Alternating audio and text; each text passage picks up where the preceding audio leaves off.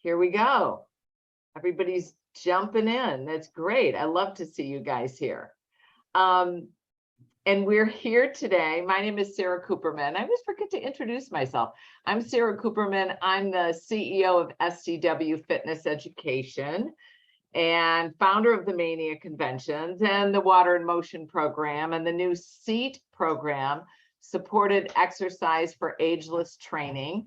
I'm going to apologize in advance. I've got an 8-month-old puppy that's rummaging under my desk looking for her ball, who's going to disconnect my computer. Okay, there we go. And then, so I apologize for that. We're here for why your clients can't seem to lose body fat, which is like, from me personal, this is going to be great. And I've got Katrina Foe with me.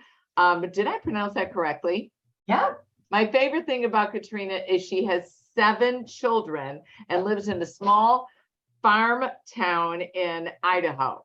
So that's my favorite thing. But she's a 2nd-generation Pilates instructor, PMA certified, owner of Personalized Pilates in Scottsdale, Arizona. She's the author of Nutritional Pilates, which comes out in January 2023. I'm very excited. I'm going to get that book. And then Katrina was trained by Lolita San Miguel, who's, what did you say, 108 years old? Yeah. She's in her 80s probably. But she's the only living person who was trained by Joseph Pilates himself, right? Yeah, actually certified by him. Certified by him. Very cool. And then she's taught alongside her for quite some time. She also trains instructors worldwide with her innovative online Pilates Freedom Program. We're going to put that link in there too, Pilates Freedom Program.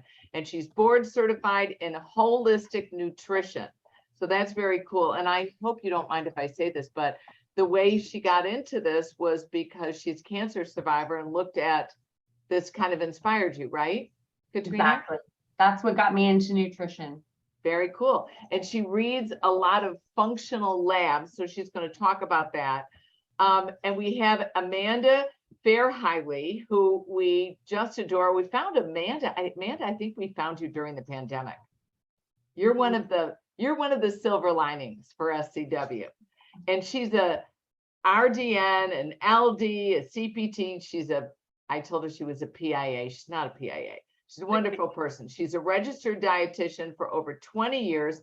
She's immersed in the fitness field for over 15. She's in private practice, owner and CEO of AF Nutrition Services, where she empowers her clients of all ages to improve their health through nutrition and movement.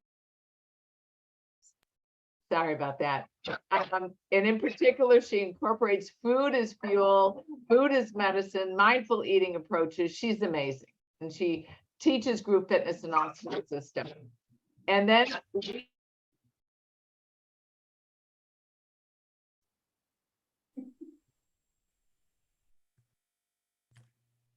well, there's always a first time. Okay, so Hala is one of our favorite Mania presenters. She's been with us for not long enough. I was going to say a very long time. Yeah, 8 years. She's a registered dietitian, author, and developer of the life-changing 52-day Best Body Countdown program. And she provides a missing link of the fitness puzzle, nutrition, and accountability. And for over 20 years, she's had experience as a fitness pro and an RD.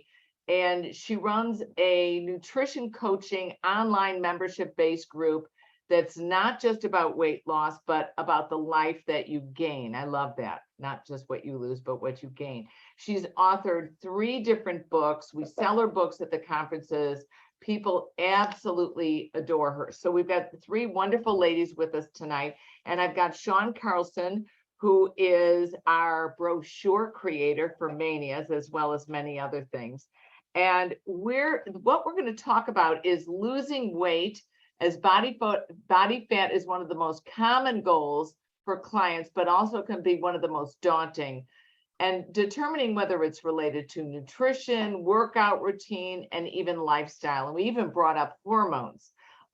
And what we want to talk about is what happens when individuals are failing to lose weight, and the different techniques and different approaches we can implement to overcome these challenges. And I know a lot of us that are listening in right now, we have over 220 people that have registered for this webinar. We've already got 40 that have shown up. We know we'll get a few more. A lot of people listen to recordings, but this is a very, very important topic. So Hala, I'm going to start with you. As what's the most common reason that you see for people not losing weight as body fat?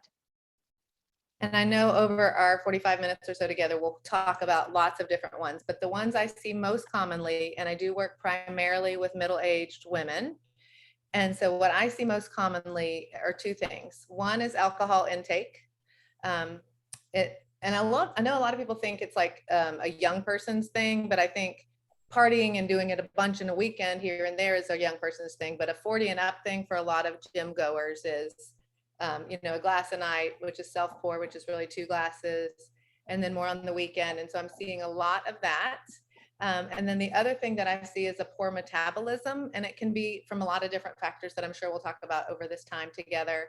But the ones that I see usually come from crash dieting or multiple diets back to back, where the person is never really treating their body like they should because they're always jumping from one fad to the next that doesn't have good science support, which often has them under eating. And that's part of what compromises their metabolism. So those are the 2 most common that I see out of many others that I'm sure we'll discuss. What do you think is one of the most common fads that you're seeing now? The first thing that pops in my head is intermittent fasting, because that's, all I hear about, all I read about. I'm throwing this right in there now, but what do you think about that? Well, I do. Intermittent fasting and keto are probably 2 most popular right now. And if you asked me a few years ago, it would be paleo. Every couple of years it changes. And, it's funny to be in the field, as a fitness pro, almost 30 years, and a dietitian, 2.5 decades, and to see seeing the trends over the years and how much everybody's just really looking for something to help them manage their weight in this really difficult culture that we have when it comes to food. But I would say intermittent fasting and keto are the most popular that are going on right now. But I don't see many people who are actually all in doing it. Like keto, they're not really doing, ketogenic. They're just kind of doing what they thought was keto, or eating more avocados, or various things that they need some education on. And that's what we're here for. Yep. Problem with avocados, No, I think they're great. I just don't recommend one with every meal, which is kind of a trend. Amanda, you were kind of nodding your head and also laughing. And what do you see as some of the most common reasons for clients not losing weight as body fat? What I've seen recently, and this has actually been the same thing with Sohaila, it's kind of been a trend of you have to dig a little deeper, because they say they're eating really healthy throughout the day, and on the surface, a light breakfast, a light lunch, maybe skipping a meal, in their mind this is healthy, and then dinner comes and like gates wide open, right? They haven't eaten enough throughout the day. They've exercised somewhere in there, right? And now they are starving. And so even if they have a sensible dinner, it doesn't fill them up, or doesn't register that they're full because they have been undernourished for the day. And then like gates wide open. And so it's snacking and eating right up until bedtime. And just yesterday, this lady, she was awesome. One of my clients, a new client, and she's like, 10 p.m. party starts. Those were her words. She's like, the kids go to bed. She's like, I still have work to do. I'm on the couch, feet up, finding whatever I can have to eat. Like, she's so like, and I actually said, thank you for being so open and honest, because I think it's like, check the box, you're eating healthy throughout the day. I don't know, it must be just a, sluggish metabolism. But yes, eating light throughout the day, then overeating in the night hours will totally tank your metabolism. And then we talk about the hormones, and on the surface, easy way to explain it is at night, your body's like rejuvenating, recovering, setting the hormones, reducing the cortisol. Insulin should be coming down. Like, you want to get this great night's sleep. Your gut does a lot of these hormones and is making a lot of these hormones. And if it's working on food that you've been eating from 7 p.m. till 10 p.m., or this gal was up till 1 p.m. sometimes still eating, right? It's not going to do those functions. Then nothing gets reset. And even if her calories were where they needed to be or under or over, it's going to be storage mode. You put your body into storage mode because you're overeating at night or not eating enough throughout the day. So that's a long answer. So I'll keep it to one thing that I'm seeing. So that would be it. No, but that's really interesting because I don't know about anybody here, but I get very busy during the day. I told you the puppy was gonna start. Okay, Kelly, stop. Okay. Oh my God. All right. Yeah, Katrina, I'm gonna ask what you think so that I can control the puppy. But I do think that people, it happens to all of us at sometimes, or maybe it's just me. I work very hard. We have an event coming up.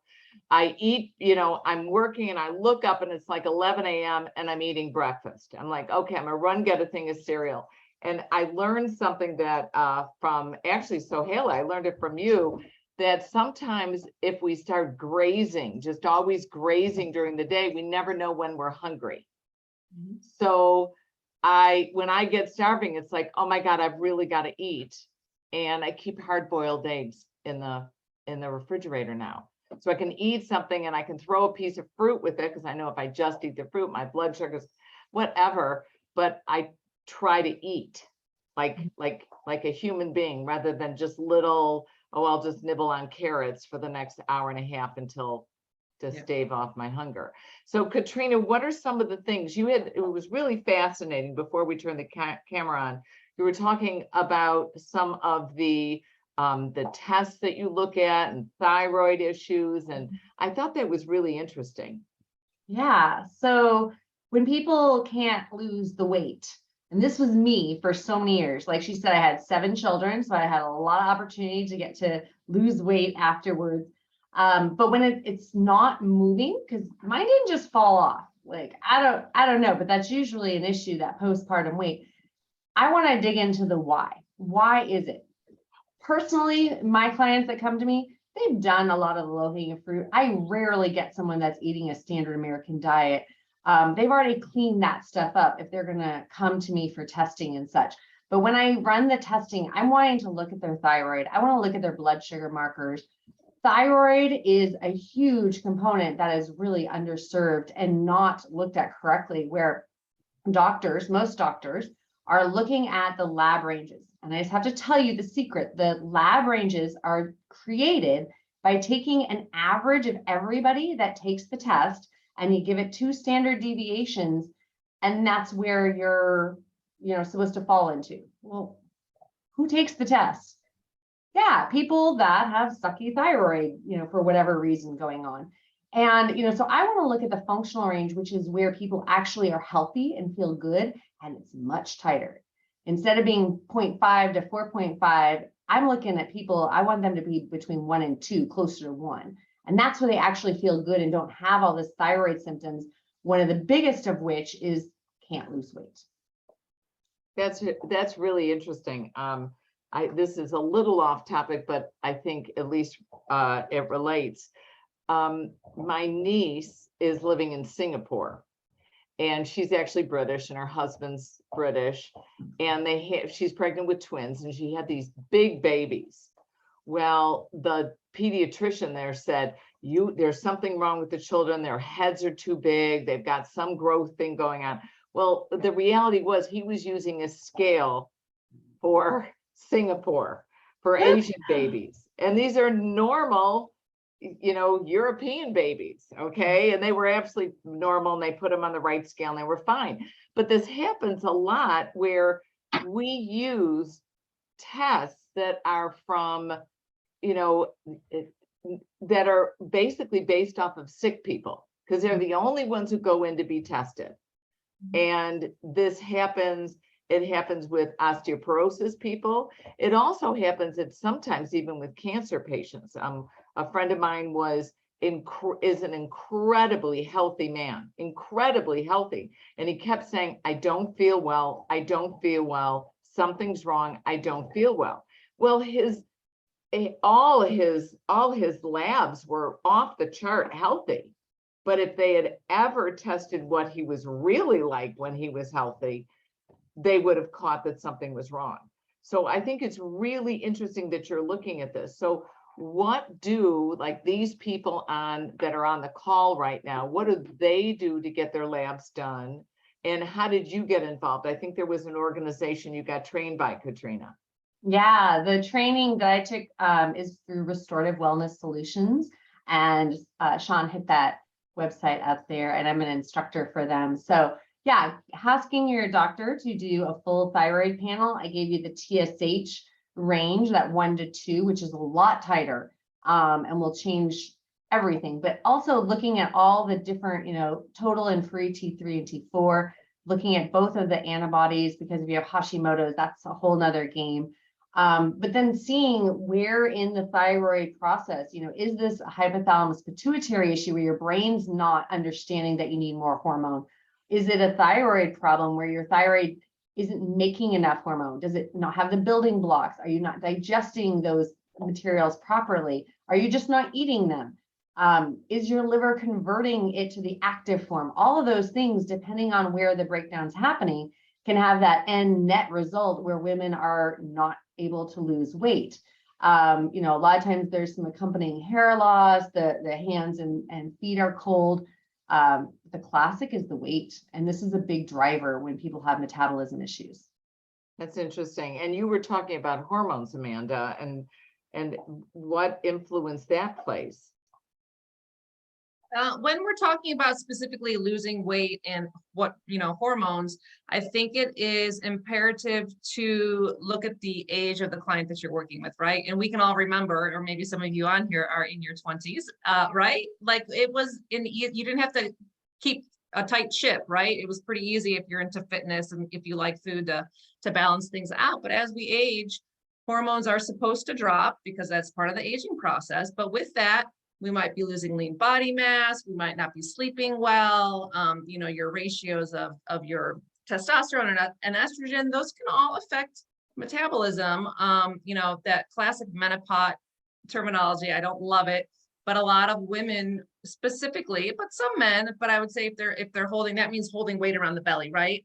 It's just truly where a lot of genetically we may or may not be holding the weight. And so to help those clients lose the weight, a lot of times it's just good classic nutrition, right? Seeing what they're doing, bringing them back to the basics. And once you start eating with a cleaner palate, your hormones can actually kind of regulate themselves. It's not necessarily, a lot of women are like, what do you think about hormone replacement? I say, let's start with the food first. Let's see where you're lacking. Let's see, how we can balance you. And once they feel not even, you talking about the sex hormones, talking about the hunger hormones and the stress hormones and all the stuff that helps you sleep, a lot of that's balanced in your gut. And so good nutrition, feeding that microbiome that we talk about every time, building those building blocks inside your body will absolutely help with the weight loss. Now, if everyone's doing that, let me turn this real quick and then I'll be quiet.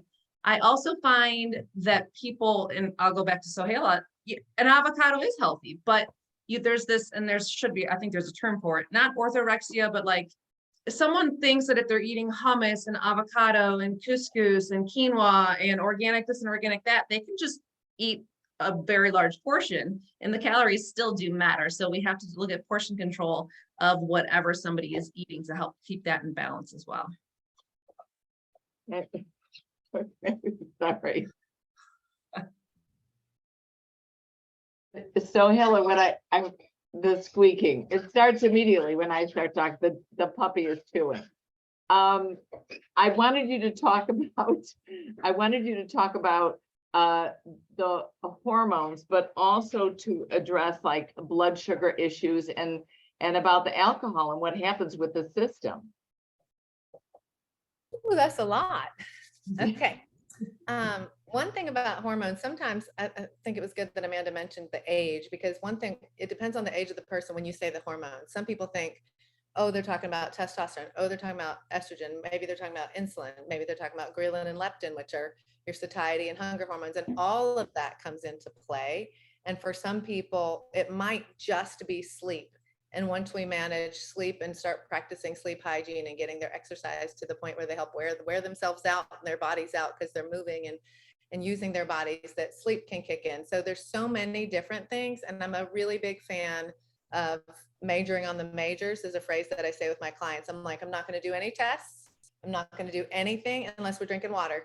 So step one, like if we're not doing those basic things, then even if we test things, they can be off because the hydration level, if you test my blood sugar when I'm hydrated versus when I'm not, if you test my body composition when I'm hydrated versus I'm not, things can look really different. So it's like, I know it's not super sexy to talk about water, right? Because they much rather, do some sort of analysis of some sort that makes them feel like empowered that this is going to change, because the water's hard. It's hard to be consistent with. And so sometimes I have to say, like, I'm going to talk about the basics that seem not so romantic and fun, but let's get these down first and major on the majors before we move on. And I would say, in my experience, a good number of the time when they can get stress under control, sleep under control, hydration, when they're eating in proper times. And I have master students that work with me, and they told me the other day when I was doing client calls, one of them said, I noticed out of your 1 hour consult, you spend 35 minutes of it listing. And I'm like, yes, because I'm going to ask you, and I tell my clients when I work with them, I'm going to ask you a bunch of picky questions, and I want you to be as honest and exact with me as you possibly can, so that your time with me is worth your while. And it turns out what they tell me in the first 15 minutes is not what they're telling me in the next 15 minutes. What they tell me in the first 15 minutes is what they perceive about themselves initially. Like, I eat pretty clean, I'm trying everything, I'm doing everything right. And then when we get to the second half of that, first half hour, they're like, well, there is this and there is that. And so if I don't spend that extra 15 minutes, I'm going to think something clinical must be wrong with them, because it must be that. But a lot of times they're not even self-aware, because so much of our, what we do, like you said, you get busy. It's so easy to not eat and then make up for lost time eating later, and then put yourself, off your circadian rhythm. When you're supposed to be sleeping, you're eating. So kind of answering all those questions, there's so many factors. And that's why I feel like, an experienced practitioner that can listen and help you ask the right questions is so key. Because if you just read a magazine, every article is like, that's my problem. A person that I know the other day, and I know this person well, and we have talked about this person's problem. And this person told me, I think it is long COVID. That's what it is. And I'm like, 2 years later, after all the IPAs, we're deciding that it's long COVID, right? And so much of it is self-awareness. So I hate to say that, but I do think that is absolutely the first thing, is check your food, check your hydration. Okay. Then if we have those squared up really good, there's almost nobody left that needs the further testing unless they're sick. And then that's a whole different thing. But in the fitness industry, if they're in your class kicking it for 45 minutes working hard, there's a good chance that there's some basic things they can do that they think they're doing, that they may not be doing. That's interesting. And how can we properly implement tracking for our clients' caloric intake? Katrina, do you do tracking? Do you have them keep a food journal? I don't track calories. Calories are not what I'm interested in. I do look at clients' macros and the quality of the foods they're eating. Looking at somebody that is eating conventional meat, it's not the same in terms of the hormone antibiotic content and nutrition level than eating something that's grass finished. So I'm wanting to really dial into the detail. I like to use Chronometer, so that not only can they see the macros, but they can see all the micronutrients as well. And then I can sync it with myself so that I can see everything. Usually takes them about 3 months of tracking to figure out what they're eating and where they need to shore things up and everything. But I'll tell you, I use it a little differently than I think most people do, because I have them write it all down the night before, so that they can then be planning for success, and they can plan out what is going to work together with all the other foods of the day, versus, an afterthought. In hindsight, what did I remember eating? And then it's like, well, it's already too late to do anything and shift anything. When you do it beforehand, then they can still take that stuff out of the freezer to have ready for 5 o'clock to, cook dinner and stuff, versus the hindsight. I really like that idea, because it's interesting. I do that in business. Sean Carlson's probably laughing right now. But we have them do a list that says every night all of our staff does it. You know, what have you done today? And you list what you've done. And then to do, what do you have to do tomorrow? And it makes you feel very accomplished, because it's like, whoa, look at all this stuff that we've done. And then there's a little planning going on of, when do I have to do this? And for us, it's like, this might be Tuesday, this might be Wednesday of next week. This is absolutely tomorrow, first thing in the morning, you know, but planning what you're going to eat makes you think, ooh, I better go in the morning. I better go to the grocery store. I've run out of this. I can't eat that. What am I going to have for lunch? And that's the problem. For personally, is like, I feel like I'm confessing here, but it's like, I don't plan for my food. I know what I've got on my, you know, my schedule. I try to stay true to that, but I don't plan enough. I think that's really insightful. How do you track your clients, Amanda? Do you track their caloric intake, the quality of the food, or is it a combination thereof? It's absolutely a combination and individual.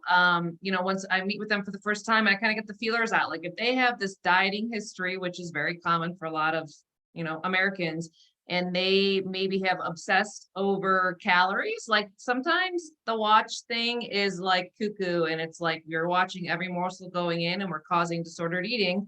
The answer is absolutely not. We can go a different route. We can, you know, take it probably session by session if I'm not going to have them track as we talk, and I can see what they've had, whether they've brought me a food journal or whether they just say, I'm like, what do you typically eat?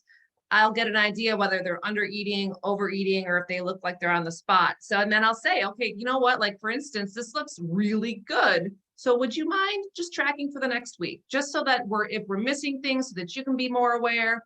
Might not even give them a calorie level, right?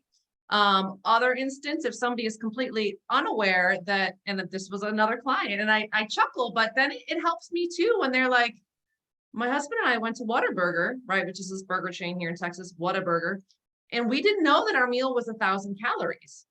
So the fact that they had to look it up and track it was like this aha moment, which I assume that most people associate fast food with a big, you know, higher calorie type of meal. But I love it for awareness. I love it just to almost teach them their habits so they can see. I can say, you don't even have to share it with me. You can just see how it looks so that you can say, oh my gosh, I worked all the way through lunch, you know, had an apple for lunch, and then I had to stop for fast food on the way home because I was starving.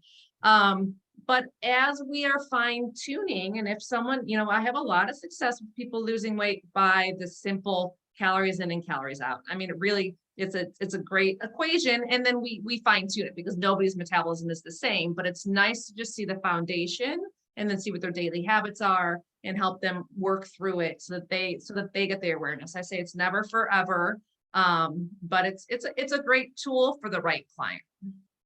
And so, Haley, you do with your 52-day best body countdown, you also had that plate that people were using with portions. Do you find that really helps people? Like, okay, this is my portion of this is my portion, so they get more of a concept of, maybe it's not a nutritional triangle anymore, maybe it's that sphere with little, you know, I hate to say this, but pizza pie, you know, slices in there. Great, hungry reference. Okay, I really do think it depends on the person. And I like to use an analogy for running because I'm a runner. So if I'm going to run a new trail or a new neighborhood or something, I'm going to drive it first or, you know, walk it first and get a good feel of where the hills are, where the turns are, all those sorts of things. And I'm going to map it out, and I'm going to want to really know what's going on. And maybe the first time I run it, I'll have my app tell me my pace every 2 minutes so that I can kind of know that even if I'm on a hill or a trail, I'm keeping my pace, and it gives me that self-awareness. But then the next time I go, I might not track at all. I might leave the watch. I might leave I may not care at all because I've taken the time to get a good education about that surrounding and that information. So I feel like with my clients, it's similar. I want them to have some awareness. So when they say I'm doing everything right, If they're not, they can have that moment that say, oh, it is my Whataburger stop, or however you say that in Texas. It is this. And that way they can have their own aha moment. So it's not me saying, you better not do that anymore. That's tisk, because that's not my goal. My goal is to help them have honest self-awareness. So I do like tracking, but I have a lot of people that right away I can see that they're not going to be a candidate for tracking if they have some disordered eating and they're already over evaluating. And so part of why I like that plate that I don't have with me today, but part of why I like it is you set it on top of your plate and it says, half a cup, 1 cup, and it says veggie, starch, protein, and it gives you an idea. So sometimes people will tell me like, I weighed my chicken, it was 3.5 ounces. And I don't think that's ideal. I think that sometimes it's really helpful for people to do that for a few days or a week. But I think it can get really obsessive when people do it long-term, and it makes food their number one focus of their whole life. And I think food is fuel for you to go out and do your life and enjoy food, but for it not to be your number one. And some people are like, I'm a foodie, it's my favorite. That is the joy of food, not just the obsession and the calculation of food. And so I do feel like that plate gives you a good visual size up without obsessing about the numbers.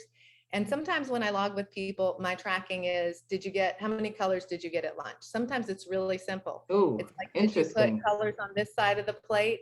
Did you get about this much lean protein? Like, it doesn't have to be super exact, depending on their goals, right? Because some of their goals are tweaking small things and some of them are just starting. So I think that's where the education of the practitioner comes in handy. One thing that I wanted to mention that I've started using that I didn't always use, but because I've had so many people that are under eating or that think it must be their metabolism, those two reasons got me to start investing in metabolic testing for people. And I had mine tested a few years ago, and it was really eye-opening. And I have a whole file, like literally labeled RMR, that you could just go through that is absolutely fascinating. And every time I see somebody's who's is marked slow on my little continuum here, for example, these don't have any names on them, but on the continuum here, it'll put a little X. And if it's marked as slow, I almost always know a couple different things that I'll ask them, and they'll be like, interesting. And almost always they're doing, kind of dramatic things with their dieting, like intermittent fasting and not really eating enough in that window, or they have tried to lose 5 pounds a week and gone too hard, go hard or go home. So they go hard.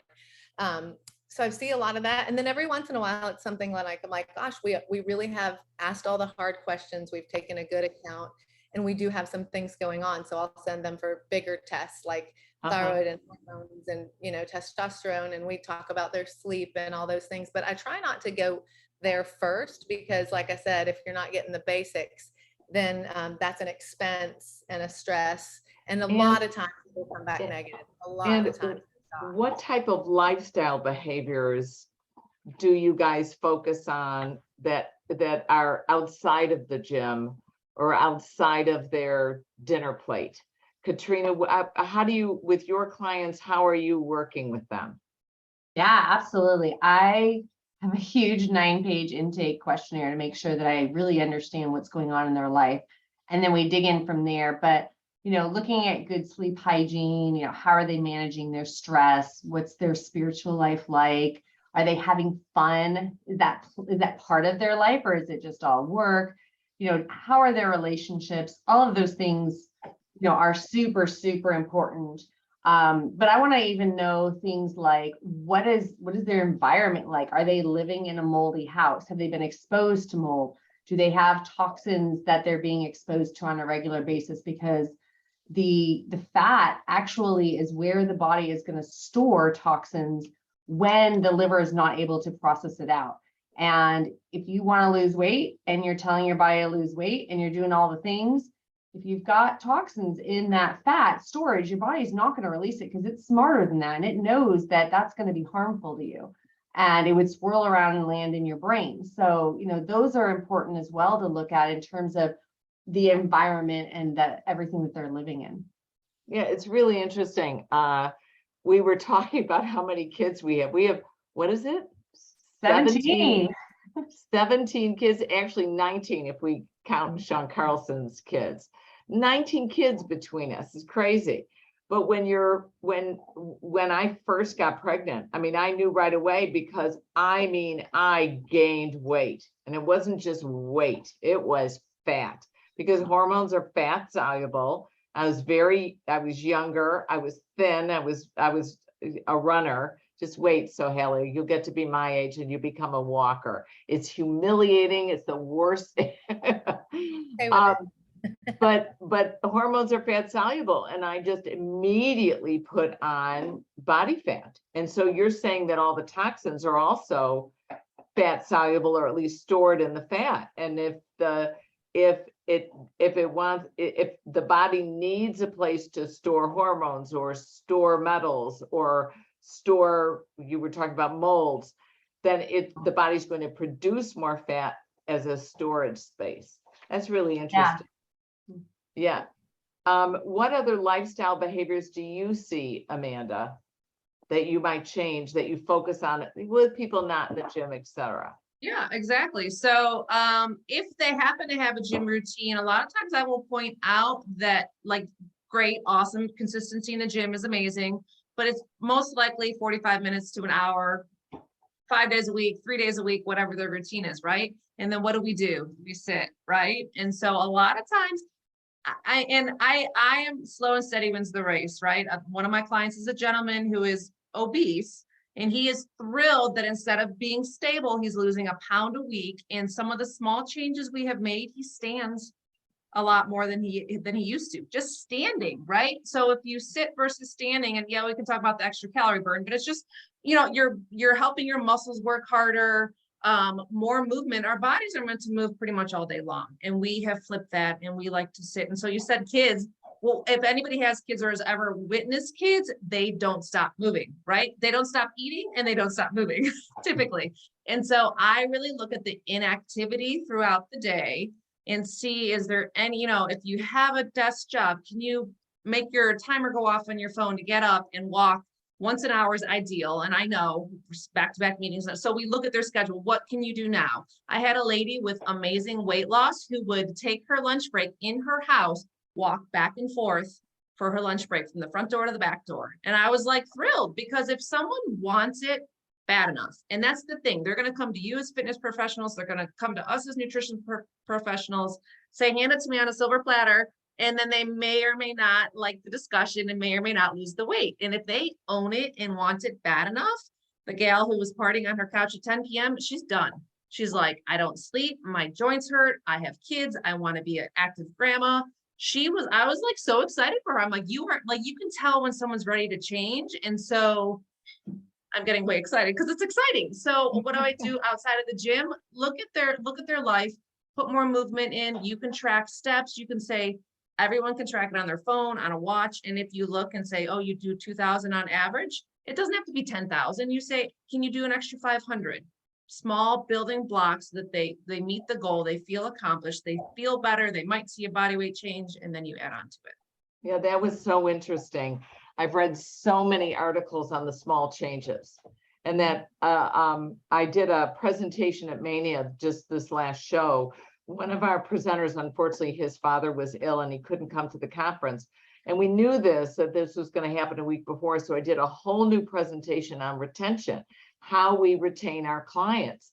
And the worst thing we can do as club owners, club managers, personal trainers, group fitness instructors is try to change somebody else's life entirely. And I've always hated the term fitness is a lifestyle. It is not a lifestyle. It should fit into your life. It should be this gradual evolution, and we terrify people. We get these people that finally they're all nervous in their homes. They leave their home. They go, okay, I'm going to get in the car. I'm going to drive to the gym. Okay, I'm going to get out of my car. I'm going to walk into the gym and I'm going to open the door, and who's at the front desk? And it's like some teenager on their phone. That's not the way to acquire or retain a client. It's got to be gradual. It's got to, their intake, their onboarding. How are we going to do this? And Amanda, I really like getting someone to stand, getting someone to walk back and forth. If I'm on a conference call and it's not Zoom, oh God, I'm so sick of Zoom, right? But if I'm on I will stand up and walk. And if I've got to have a conversation with someone, I'm like, let's go on a walk. And I like it, and it works really well. What kind of training variables are adjusted when a client isn't losing weight? Have you actually encouraged people, like, so Haley, you're nodding. Have you encouraged people to, like, you have to move? And here is a, I hate to use the word prescription because that sets us up as, for greater liability, but what recommendations would you make? I like to piggyback on the non-exercise activity thermogenesis thought that Amanda was kind of bringing up and if you look at the research, it shows that people burn more calories not exercising than they do exercising. And so if they only exercise and they say, I exercised today, so I'm not going to go get the mail, so I'm going to wait till I drive by, or I'm going to wait till they just don't do the basic movement because they exercise. So I tell people we have two different things.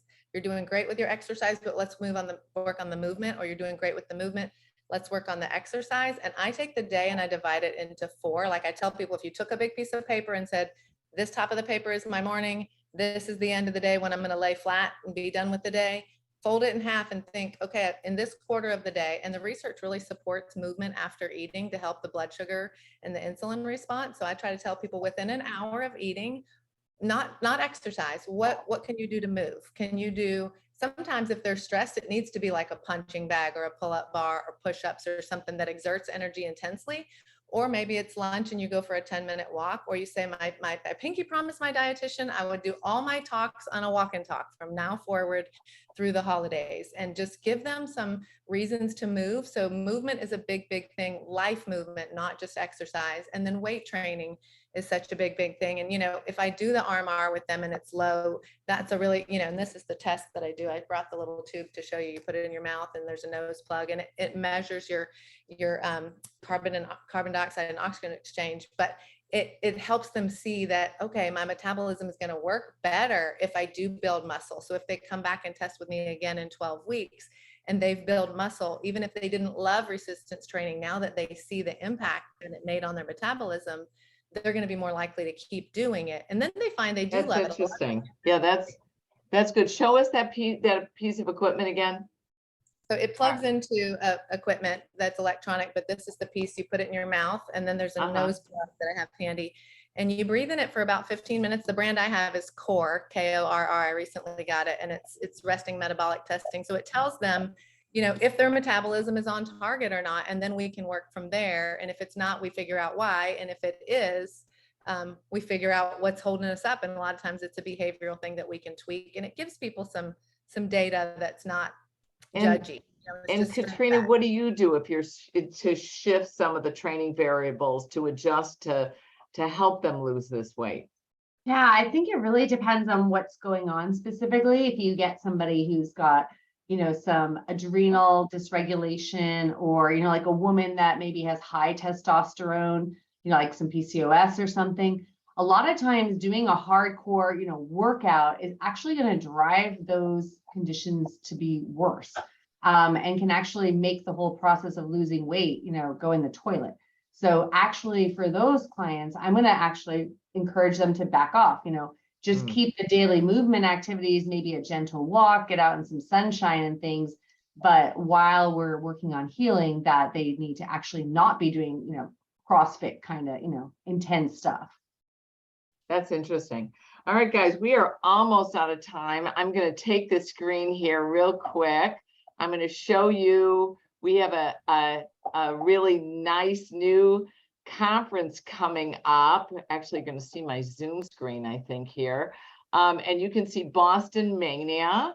And I am going to show you a quick video here.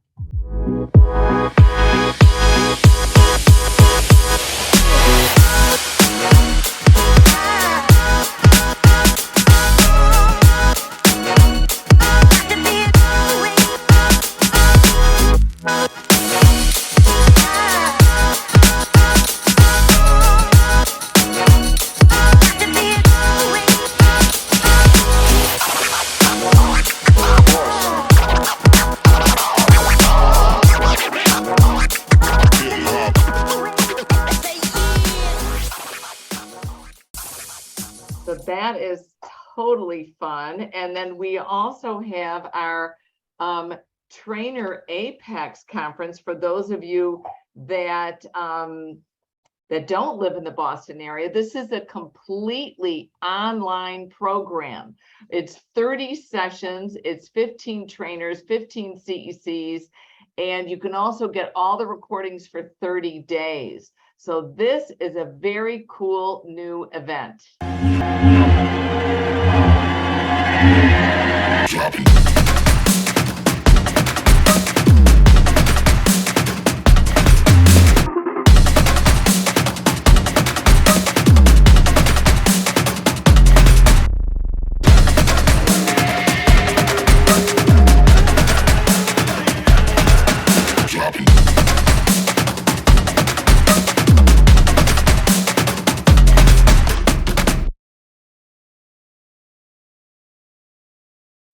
Very fun. And it's just trainerapex.com. And I'm going to make sure that Sean actually, sorry about that, that Sean actually makes sure that she puts this in the chat box for us. And thank you guys for all joining us. So Hala, Amanda, and Katrina, we'll see you guys at our next conference. And don't forget about Trainer Apex. It's Saturday, December 10th. And it's all in one day, $99, all online. Very cool. All about personal training. All right, guys, you take care. Have a good night. And Sean Carlson, thank you for taking herding us cats. Thank you for that. All right. Thank you, everyone. Have a good night. Bye.